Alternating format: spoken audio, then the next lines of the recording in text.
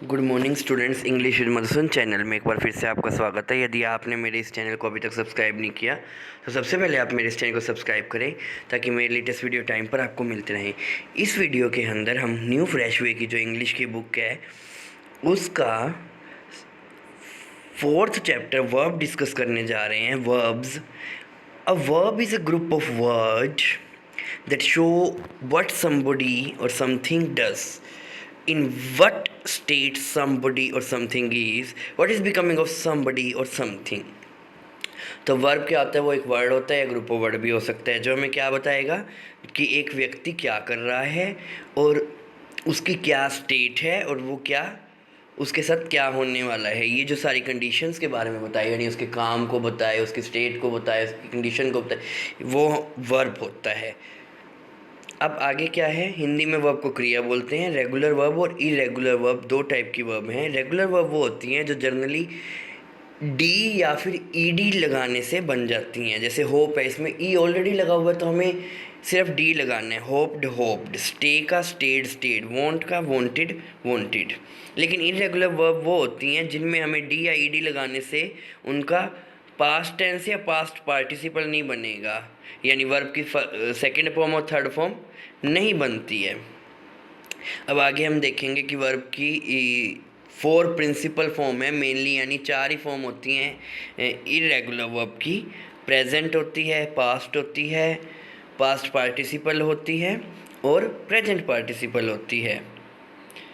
Arise, arrows, arisen और arising. इस तरह से इसमें जो दे रखी हैं बहुत सारी आपको वर्ब दे रखी हैं। ब्लीड का जैसे blood blood, bleeding, blow blue, blown blowing. तो इस तरह से आपको ये सारी इसमें जो वर्ब्स हैं वो पढ़नी हैं। नेक्स्ट उसमें बताया है आपको कि करेक्ट यूसेज वर्ब का कैसे हो सकता है। Correct uses, study the use of the following verb borne और बोर्न। अब ये बोर्न है, इसको दो तरीके से यूज़ किया गया है, एक तो बोर्न और एक बोर्न। तो बियर का मतलब क्या होता है? To bring forth. The past participle is born but when it mean to, जब इसका मतलब होता है टू ब्रिंग फोर्थ, यानी जैसे किसी का जन्म होना हम कह रहे हैं कि भाई उसका जन्म हुआ 14 नवंबर। नेहरू जी का जन्म कब हुआ था? 14 नवंबर 1889 को।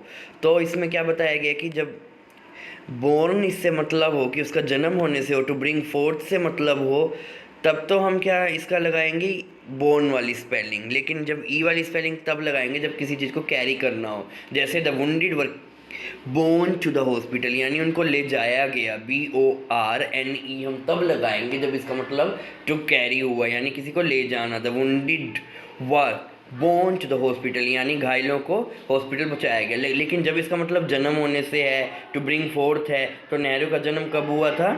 14 नवंबर। तो यहाँ पे इसमें जन्म होने से 14 नवंबर 1889।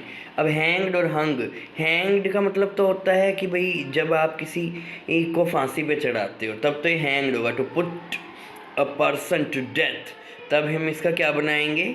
हैंग्ड होएगा। लेकिन जब इसका मतलब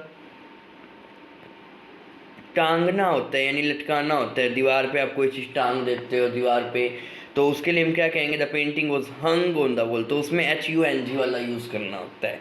जब किसी को फांसी देने की बात होती है तब तो हैंग्ड लगाएंगे।